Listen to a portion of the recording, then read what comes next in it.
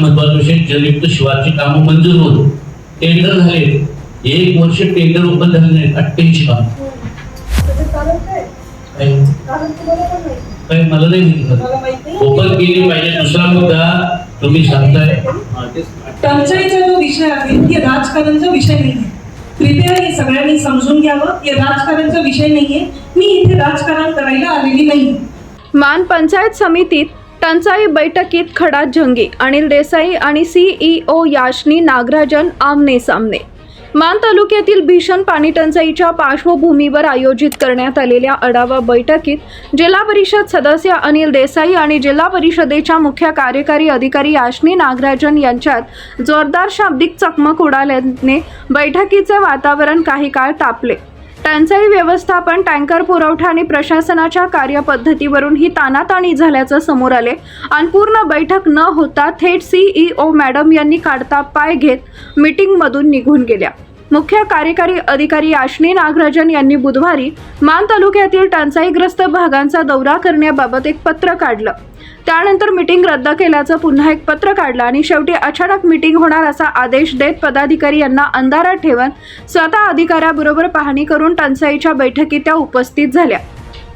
यावेळी सभापती विक्रम शिंगाडे, जिल्हा परिषद सदस्य अनिल देसाई, सोनाली पोळ, शीतल रणपिसे, उपसभापती प्रियंका जगदाळे, पंचायत समिती सदस्य बाळकृष्ण कदम, गौरी तुपे यांच्यासह विविध विभागांचे अधिकारी उपस्थित होते.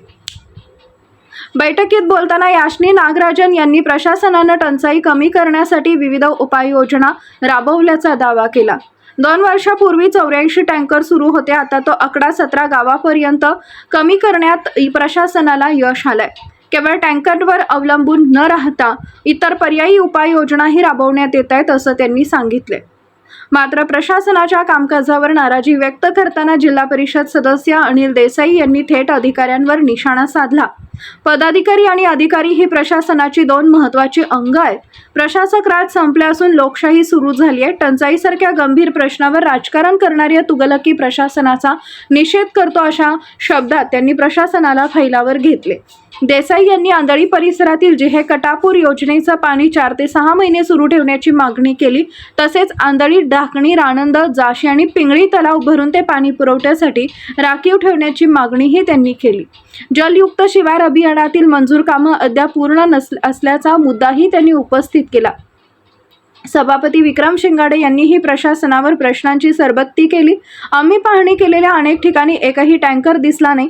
पांगरी इथं दूषित पाणी आढळलं. वारंवार होणाऱ्या वीज खंडितीमुळे पाणी पुरवठा विस्कळीत होत असून महावितरणनं आम्हाला वेगळी भूमिका घेण्यास भाग पाडू नये असा इशारा त्यांनी दिला. अधिकारी आणि पदाधिकाऱ्यांची मोठी धावपळ उडाली. तसेच जलसंपदा विभागाचे अधिकारी अनुपस्थित राहिल्यानं अनेक महत्त्वाचे प्रश्न अनुत्तरित राहिले. त्यामुळे ही बैठक केवळ दिखावा असल्याची टीकाही काही पदाधिकाऱ्यांनी केली आहे. जिल्हा परिषदच्या CEO इथं बैठक घेत आहेत.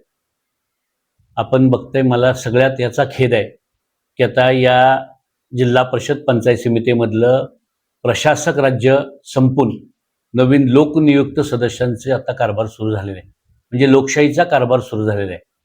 आणि आज या जिल्हा परिषदच्या CEO इथं येत असताना, त्या भागामध्ये फिरत असताना जिल्हा परिषद सदस्य असतील, पंचायत समितीचे 10 सदस्य आहेत, सभापती, उपसभापती आहेत, त्या कुणालाही न सांगता येतात आणि स्वतःचा अधिकारशाही गाजवायचा प्रयत्न करतात. मी सुरुवातीलाच त्यांच्या या मोहम्मद तुगलकी कारभाराचा निषेध करतो. आज न्यूजसाठी संदीप जठार, गोंदवले.